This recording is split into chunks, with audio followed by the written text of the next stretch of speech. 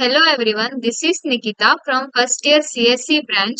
Startup company name BB Innovation. Product present name water bottle. Product proposed name hydro vessel.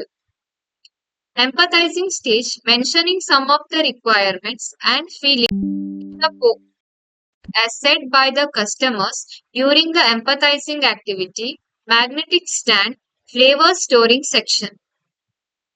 Based on the empathizing state and considering the feelings and requirements of customer, many new features are added to the existing product. Existing product name water bottle, futuristic product name hydro vessel. Some of the additional features to be added are mentioned here. In the flavor section, we can store flavors. Using ultraviolet ray, we can eliminate the bacteria from water bottle. Using advanced filtration system, it allows users to purify the water from water bottle. Magnetic stand. In prototype stage, the real working model has to be manufactured.